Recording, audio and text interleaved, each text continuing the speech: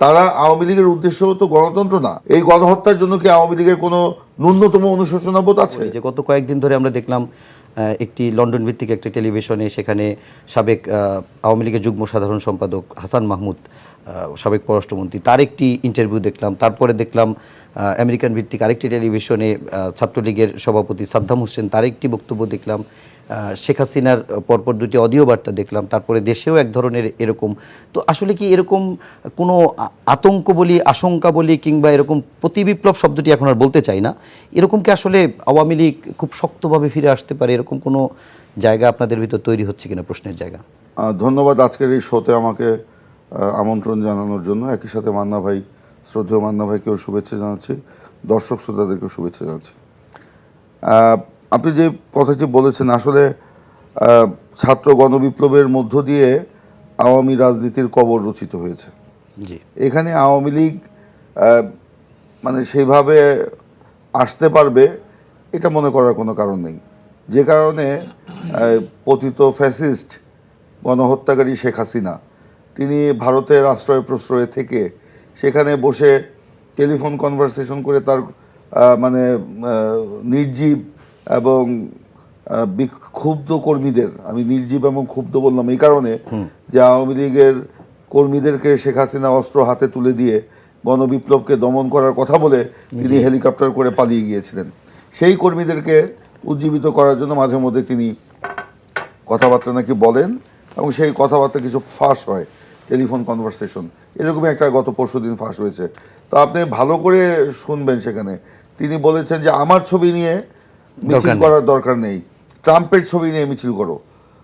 ট্রাম্পের ছবি নিয়ে মিছিল করলে ওইটার উপরে হামলা হবে, আবার লোক ঠিক করে রাখবে তোমরা নিজেরাই ক্যামেরা দিয়ে, যে ওই হামলার ছবি তুলে আমার কাছে পাঠিয়ে দিবে, ট্রাম্পের সাথে আমার মানে লিঙ্ক আছে, আমি এটা পাঠিয়ে দিব।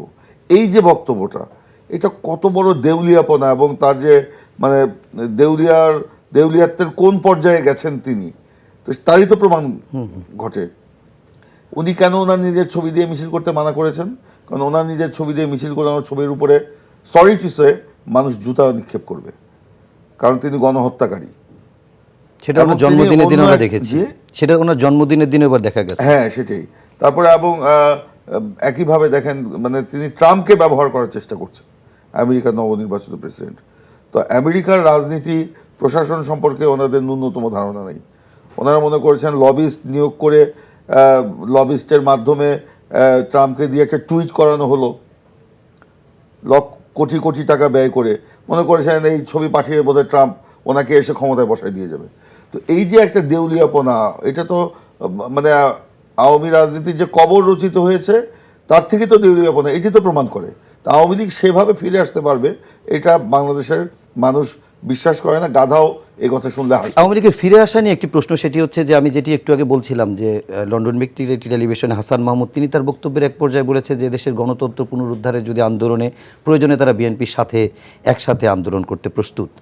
এরকম একটি কথা বলার কারণ কি আসলে? এটা তো হাস্যকর। আমি একটু আগে কথা বললাম না যে গাধাও হাসবে ওনাদের কথা শুনলে। তো ওনারা তো গণতন্ত্রকে হত্যা করেছে, গণতন্ত্রকে কবরে পাঠিয়েছেন। গণতন্ত্রের লেশমাত্র ছিল না ওনাদের 15 বছরে। কি ধরনের অত্যাচার, নির্যাতন, নির্দয়, নির্মম ভাবে আমাদের উপর করা হয়েছে, জনগণের উপর করা হয়েছে, গুম করেছেন। আপনার নির্বাচনকে একবার তো মানে বিনা প্রতিদ্বন্দ্বিতা 154টা সিট নিয়ে গেলেন, আরেকবার আপনার দিনের ভোট আগের রাতে ষড়যন্ত্র করে কারচুপি করে ফলাফল ঘোষণা করলেন, আরেকবার ডামি নির্বাচন। আওয়ামী লীগের সাথে কি গণতন্ত্র যায়? তো গণতন্ত্র তো যে হারিয়ে গেছে, এটা তো আওয়ামী লীগের কারণে হারিয়ে গেছে। তো তাদের সাথে মিলে কেন আমার গণতন্ত্র পুনরুদ্ধার করতে হবে? গণতন্ত্র পুনরুদ্ধার ওই গণতন্ত্র হত্যাকারী, গণহত্যাকারীদের সাথে নিয়ে করার কোনো প্রয়োজন নেই। গণতন্ত্র যদি উদ্ধার করতে হয়, সেটা বিএনপি এবং অন্যান্য সমমনা রাজনৈতিক দল, গণতন্ত্র মঞ্চ, নাগরিক ঐক্য কিংবা অন্য যেসব রাজনৈতিক দলগুলোর সাথে আমরা একসাথে আন্দোলন করেছি ফ্যাসিস্ট হাসিনার বিরুদ্ধে, তাদের সাথে মিলে জনগণকে সাথে নিয়ে আমাদের করতে হবে। তবে তারা আওয়ামী লীগের উদ্দেশ্য তো গণতন্ত্র না, তারা হলো পুনর্বাসিত হওয়া। এই গণহত্যার জন্য কি আওয়ামী লীগের কোনো ন্যূনতম অনুশোচনা বোধ আছে? এই যে এত কথা হাসিনা, হাসান মাহমুদ, তারপর কি কথা বলেন তারা বলছেন তার ছেলে জয় বলছে, তার কোনো একটা অনুশোচনা বোধ তাদের মধ্যে কি দেখতে পেয়েছেন? তারা কনস্পিরেন্সি হিসেবে দেখছে না, কোনটাকে কনস্পিরেসি? পুরো ঘটনাটাকে তারা মনে করছে। হ্যাঁ, এইটাই তো হলো জনগণ থেকে যে তারা বিচ্ছিন্ন হয়ে গিয়েছিল, দুর্নীতি লুটপাট করতে করতে মানে টাকার উপরে তারা বসেছিল, দেশে বিদেশের সম্পদ এখন তো সব বেরোচ্ছে। তো এই কারণে তারা ক্ষমতার কে মানে এমনভাবে তারা এনজয় করেছে, জনগণ থেকে বিচ্ছিন্ন হয়ে গেছে, এই জন্য এটাকে কনস্পিরেসি হিসাবে দেখছে। কিন্তু জনগণ যে তাদেরকে অনেক আগেই লাল কার্ড দেখিয়ে দিয়েছিল, এখন তারা সেটা এখনো তারা বুঝতে পারছে না। তো তাদের সাথে কেন আমাকে গণতন্ত্র পুনরুদ্ধার করতে হবে? আর এখন যে পরিবর্তিত পরিস্থিতি, যে আওয়ামী লীগের পতন, আপনি এমন পতন কি আগে কখনো কোনো দলের হয়েছে বাংলাদেশে? ধরেন কোন সরকার প্রধান তার ক্ষমতা ত্যাগ করার পরে দেশ থেকে পালিয়ে গেছেন? না, এটা হয়নি। একমাত্র শেখ হাসিনা, এরশাদ এমনকি স্বৈরাচারী এরশাদ, নিকৃষ্টতম স্বৈরাচার বলি আমরা, মান্না ভাই আন্দোলন করেছে, আমরা আন্দোলন করেছি। তো আর সেই এরশাদও কিন্তু ক্ষমতা ত্যাগের পরে তাকে বলা হয়েছিল দেশ থেকে চলে যাওয়ার জন্য, ক্ষমতাধর যেসব শক্তি আছে তারা বলেছিল, কিন্তু তারা এরশাদ বলেছে আমি যাব না। আচ্ছা, একটু মান্না ভাইয়ের কাছে তো যাই। আমি এইটা শেষ জি, করি। জি, প্লিজ। কিন্তু হাসিনা চলে গেল, জি, তাকে বলা হয় নাকি আওয়ামী লীগের ভাষায় গণতন্ত্রের মানুষ কন্যা। তো গণতন্ত্রের মানুষ কন্যা আজকে যদি পালিয়ে যাওয়ার যার ইয়ে থাকে, মানে অতীত মানে পালিয়ে যাওয়ার ইচ্ছা থাকে বা পালিয়ে গেছেন উনি, তো তাকে নিয়ে কেন আমার আন্দোলন করতে হবে? আজকে এই অন্তর্বর্তীকালীন সরকার জনগণের সমর্থনে, রাজনৈতিক দলগুলোর সমর্থনে তারা গণতন্ত্রের পুনরুদ্ধারে যাত্রা শুরু করেছে। আমরা সকলেই সরকারকে সহযোগিতা করছি। তবে কিছু কিছু ব্যাপারে তো একটা গ্যাপ থেকেই যাচ্ছে।